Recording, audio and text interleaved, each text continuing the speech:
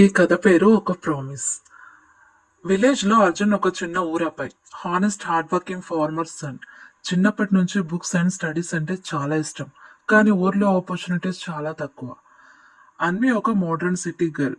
Corporate job చేస్తుంది. Busy life లో stress ఎక్కువ. స్టైలిష్ గా ఉంటుంది కానీ హార్ట్ లో లోన్లీనెస్ గా ఉంటుంది. అర్జున్ అన్వీల first meet. One day Anvi తన ఫ్రెండ్ మ్యారేజ్ కి విలేజ్ కి వచ్చింది.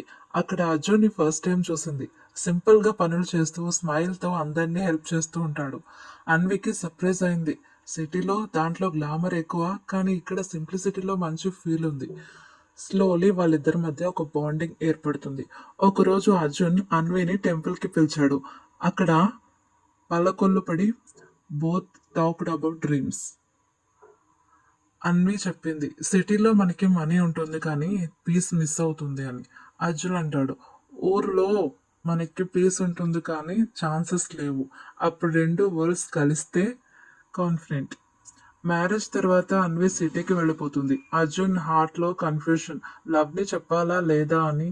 కానీ అన్వి వెళ్ళిపోతుంది అని తెలుస్తున్న నైట్ అర్జున్ సైలెంట్ గా ఒక స్మాల్ నోట్ ఇచ్చాడు.